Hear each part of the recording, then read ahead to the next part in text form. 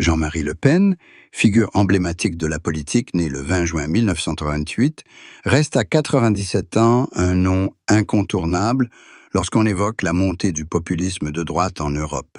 Cet homme, qui a passé près d'un siècle à se battre dans les tranchées politiques, a bâti une force politique à partir de rien. Pourtant, sa situation actuelle contraste fortement avec l'image de ce vainqueur indomptable. Sa vie est aujourd'hui assombrie par une profonde tristesse, à la fois familiale et politique. La solitude d'un fondateur exclu de la dynastie qu'il a créée par sa propre fille. Une vérité qu'il a toujours dû dissimuler sous une apparence insouciante. Un fardeau mental qu'il a toujours dû masquer sous une attitude combative et un humour désinvolte. Une vérité qui le fait lutter contre le regret des occasions manquées et la honte de ses actes. Un fardeau mental dont il ne se libère jamais complètement. Cette tristesse diffuse ne provient pas d'un échec professionnel, car son accession au second tour de l'élection présidentielle de 2002 fut une victoire historique et indélébile, mais de la séparation familiale et du prix de la répression politique qu'il subit de la part de sa propre fille, Marine Le Pen, qui prit la tête du parti, le rebaptisa, puis l'élimina pour ses propos extrémistes. Le fait que sa brillante carrière se soit achevée par un parricide politique le plongea dans une solitude extrême, celui de ne plus être accepté. Il y avait aussi le secret d'une relation amoureuse secrète qui dura des années, jamais révélée pour des raisons complexes, liées à la réputation ternie et à la protection de la vie privée de l'intéressé. Un secret qu'il cacha pour préserver le peu de paix intérieure qui lui restait. Un grand sacrifice qui devint la source de sa tristesse. La tristesse persistante de ce manque de reconnaissance personnelle.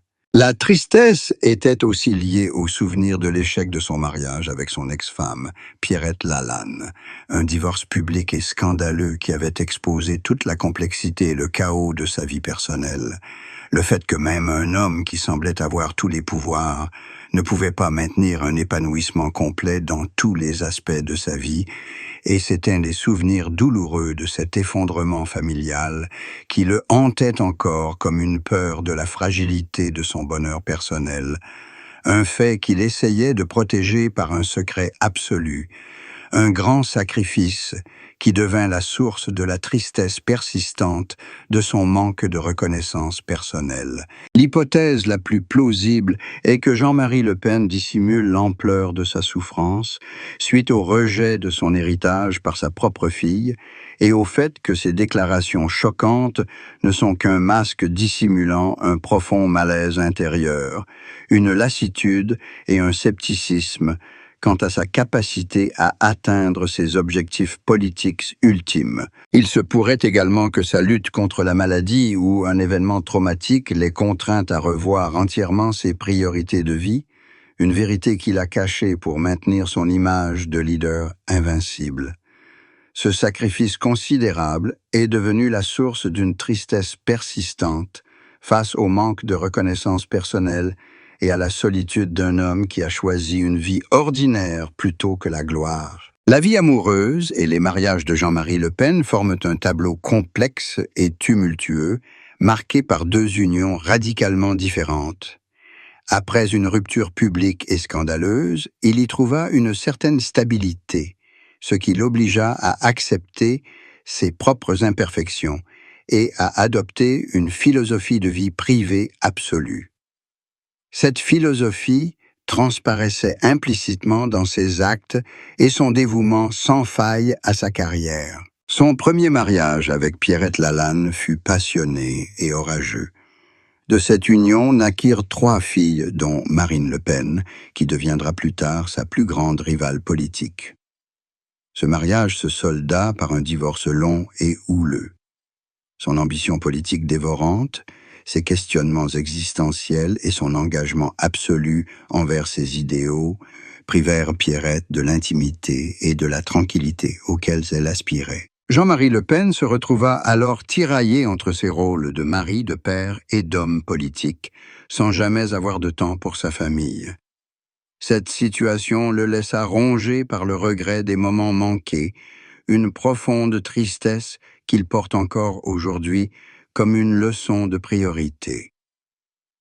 L'échec de son mariage avec Pierrette fut non seulement une épreuve personnelle, mais aussi le plus grand scandale public de l'histoire politique française. Pierrette se vengea de son mari en posant nue pour le magazine Playboy, un acte visant à l'humilier et à détruire sa réputation. Ce fait provoqua un choc immense dans le public et le monde du spectacle et bouleversa sa philosophie de vie, d'amour et de paternité, créant une complexité et un secret absolu dans son existence. Après cette rupture, l'arrivée de Jeannie Le Pen, de son vrai nom Jeannie Pascos, apporta la stabilité et le raffinement nécessaires à sa vie.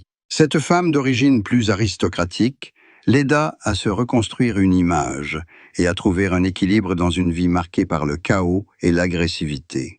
La politique devint alors sa passion et son principal objectif, le conduisant à se retirer complètement de la vie publique. Mais l'apparition de Lola Marois, une actrice beaucoup plus jeune, bouleversa sa vie, le plongeant dans le regret des occasions manquées. Sa relation avec ses 3 filles, bien qu'aimée et protégée, fut mise à rude épreuve par un scandale et des pressions politiques. Il en résulta un doute persistant quant à sa capacité à être un bon père, un fardeau qu'il ne pouvait confier pleinement à personne. Les souvenirs douloureux de l'effondrement de sa famille le hantaient encore, nourrissant en lui la crainte de la fragilité du bonheur personnel. Le plus grand bouleversement de sa vie ne fut pas la perte d'une femme, mais son incapacité à concilier les 2 aspects les plus importants de son existence. Ce premier bouleversement lui apprit que le bonheur familial exigeait le sacrifice d'une carrière, une vérité qu'il accepta avec une discrétion absolue et une persévérance inébranlable. Lorsque Jean-Marie Le Pen eut 41 ans vers 1969-1970, ce fut un moment charnière, mais aussi une impasse dans sa vie politique. Une période entre la défaite des anciens groupes d'extrême droite et la naissance du Front National, FN, en 1972, et c'est dans cette impasse que la pression du compromis et l'abandon des idéaux de la droite radicale l'ont forcé à affronter sa tristesse intérieure et le désir de se rebeller contre le système qu'il servait. Une vérité qu'il a partagée discrètement mais significativement à travers ses discours et ses changements d'attitude politique. Entre 1969 et 1970, sa carrière atteignit son apogée institutionnel, mais cette même réussite fut source d'insatisfaction et d'épuisement mental. Sa notoriété l'avait transformé en symbole de compromis, en un homme contraint de jouer le rôle du loyaliste du Parti socialiste.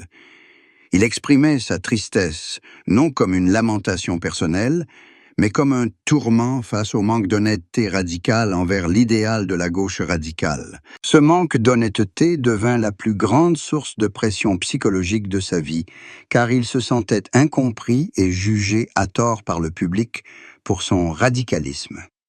C'est durant cette période que les tensions au sein du Parti socialiste atteignirent leur paroxysme. Ces confessions font allusion à la lassitude d'être constamment un homme de discipline, prisonnière de l'inutilité des politiques centristes, et à son aspiration à une révolution radicale plutôt qu'à des réformes partielles, un fardeau qu'il ne pouvait partager pleinement avec personne. C'est cette lutte intérieure qui fut à l'origine de sa transformation radicale ultérieure.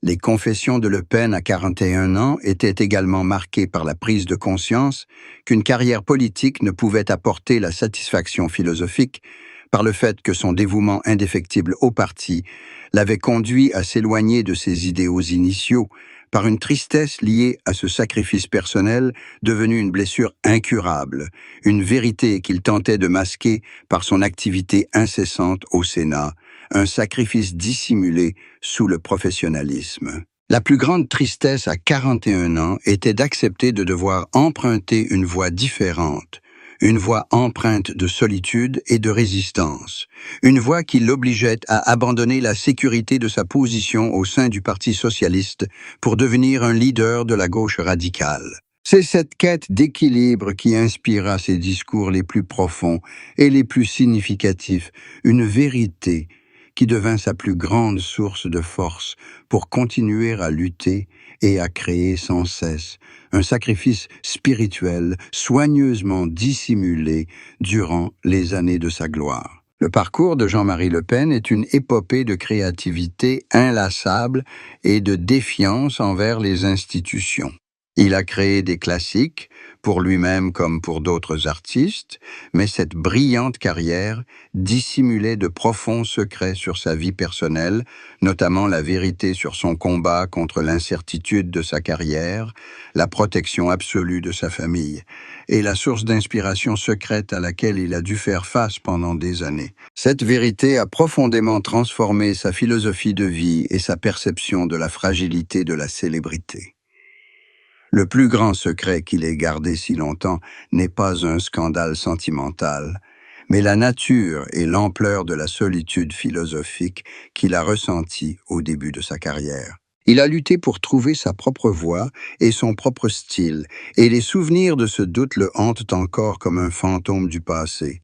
Une réalité qu'il a tenté de dissimuler pour préserver l'image d'un musicien accompli.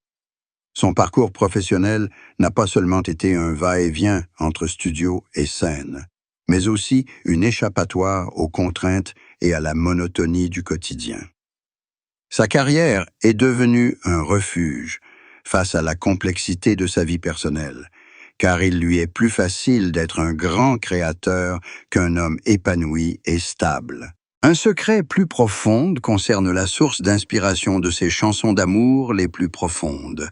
Ses chansons les plus romantiques et les plus significatives ont souvent été écrites pendant les épreuves et l'effondrement de son premier mariage. Cet échec personnel est devenu le moteur de sa grande créativité, un fait qu'il a tenté de dissimuler pour préserver l'honneur de tous. Il a gardé secret les détails de sa lutte pour concilier travail artistique et vie de famille, les difficultés psychologiques qu'il a dû surmonter pour être un père et un mari accomplis, et le fait que sa brillante carrière n'était qu'un masque dissimulant un combat intérieur et des sacrifices. Ce sont ces secrets qui ont engendré la tristesse persistante de Mélenchon, la solitude d'un homme contraint de vivre une vie remplie de choix moraux difficiles et d'accepter la vérité brutale de sa faiblesse personnelle, une vérité qui devint le prix élevé qu'il dut payer pour sa liberté artistique et son éternité, un sacrifice soigneusement dissimulé sous le masque de l'optimiste intemporel. La confession la plus choquante de Jean-Marie Le Pen ne résidait ni dans un scandale sentimental, ni dans une simple infidélité, mais bien dans la révélation publique de ses fautes personnelles et l'aveu de son rôle dans les problèmes judiciaires qui ont ruiné sa réputation. Cette vérité a provoqué un véritable choc dans le monde du spectacle et auprès du public et a bouleversé sa philosophie de la vie, de l'amour et de la paternité, engendrant une complexité et un secret absolu. Le plus choquant était qu'il ait publiquement reconnu ses actes, un acte de courage, mais aussi de tourment, qui a renversé l'image du parfait romantique que le public attendait et exposé une facette inédite de son échec moral et de son acceptation de la vérité brutale. Il a confessé que c'était sa solitude et son manque de spiritualité qui l'avaient poussé à chercher des échappatoires néfastes et que ses comportements avaient créé de fortes tensions dans ses relations avec ses enfants et ses proches. Il a osé faire de cette vérité une déclaration d'honnêteté personnelle, reconnaissant que la gloire et la richesse ne peuvent acheter la paix et l'acceptation de la société. Cette confession fut choquante car elle transformait une vérité douloureuse en un manifeste de rédemption morale. Il y affirmait que vivre avec la vérité, aussi complexe fût-elle, valait mieux que de vivre dans le mensonge et la dissimulation, et déclarait respecter les instincts individuels et la résilience face aux conséquences. Pourtant, derrière cet optimisme philosophique se cachait une profonde tristesse et un tourment face à ce qui s'était passé. Ce choix avait causé des épreuves et une souffrance secrète à ses filles, Margot et Gloria, une vérité qu'il ne pouvait nier totalement. La confession de la Haye proclamait la primauté du repentir et de l'amour familial, le fait que son amour pour sa fille était devenu le sens le plus profond de sa vie, surpassant tous ses désirs personnels et les contraintes traditionnelles, une réalité qui avait engendré une tristesse persistante. Il avait usé de sa célébrité et de son talent pour défendre ce choix, un acte ultime pour se libérer du poids du secret, et c'est cette douloureuse honnêteté qui est devenu l'héritage le plus choquant et le plus complexe de sa vie émotionnelle, une vérité que la faiblesse personnelle exigeait toujours, le pardon et l'amour pour être surmontés, l'aveu que sa carrière s'était effondrée à cause de ses propres actions. Ce chapitre explore le nouveau mariage de Jean-Marie Le Pen avec Jeannie Le Pen, née Jeannie Pachos, une relation marquée par une grande différence d'âge, et la présence de Lola durant les années les plus difficiles de Bigard. Ce fait est devenu un symbole de renaissance spirituelle et d'isolement social. Ses propos sur sa vie actuelle ne sont pas des lamentations, mais une puissante déclaration de gratitude et d'indépendance spirituelle, remettant en question toutes les normes sociales relatives au bonheur et à l'épanouissement masculin. Le fait que Bigard ait choisi de rendre public son mariage et ses relations amoureuses témoigne qu'il a trouvé un sens à sa vie, en s'efforçant de maintenir sa relation avec sa fille et sa carrière musicale, encore modeste. Ce choix a quelque peu atténué la tristesse liée à la complexité de son passé. Il a expliqué que son absence de nouveau mariage était un choix délibéré pour préserver la paix et la stabilité de son entourage face à sa notoriété, ne souhaitant pas que les complications d'une relation amoureuse les affectent.